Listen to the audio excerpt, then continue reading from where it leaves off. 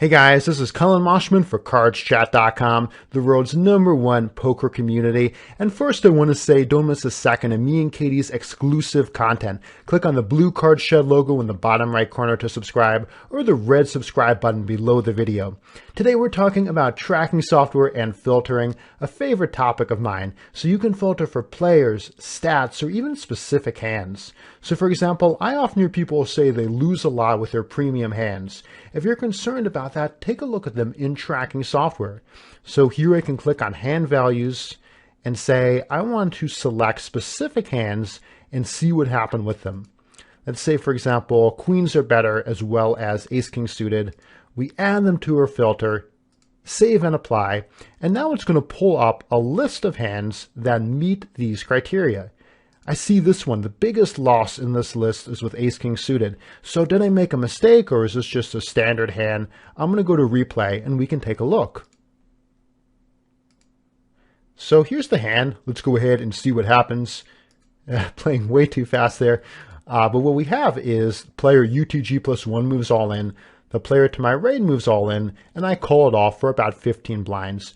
So this is pretty standard, and it shows me here that in this instance, even though I lost the hand, I can be comforted to know that I didn't make a mistake. And so that's very nice. But one thing is that this kind of filter is going to include a lot of fairly obvious all-in spots.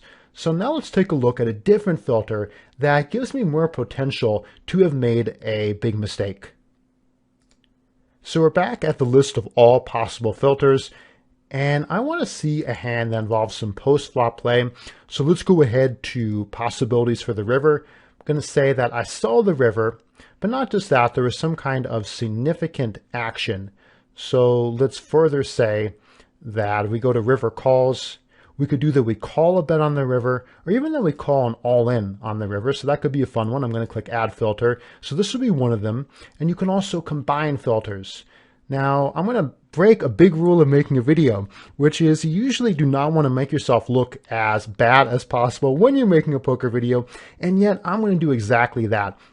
I'm going to go back to the hand details tab, and I'm going to say not just did I call an all-in on the river, but that I lost the hand. So I'm going to add this to filter. We have a specific date range, so it's not going to be a huge number of hands, I think. But here we have two possible candidates, and I'm going to replay both of them, and we'll take a look at what went down. So the first one appears to be from a spinning gum. And here in the small blind, all of your options are fairly reasonable. I wouldn't make a small raise at a 10 or 11 blind effective stack from the small blind most of the time. But folding, jamming, or limping are all fine. I go ahead and open limp. The big blind checks. We stab the ace high flop.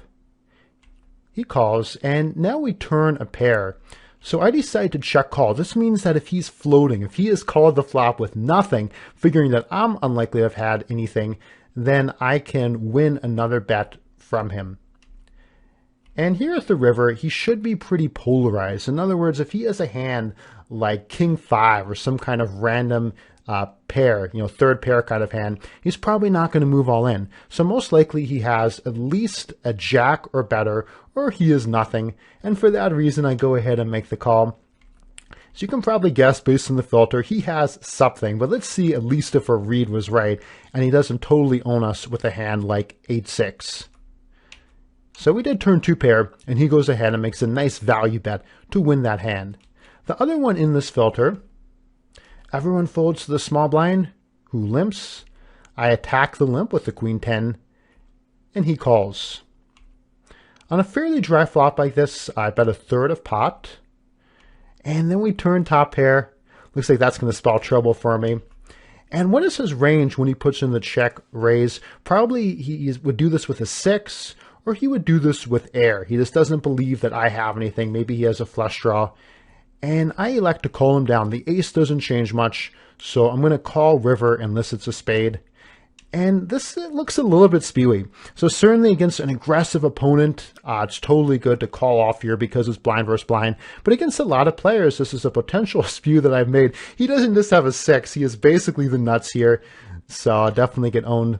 And good job to him. And tracking software is really nice for helping us to identify these spots. So thanks very much for watching. This has been Collin Moshman for CardsChat.com.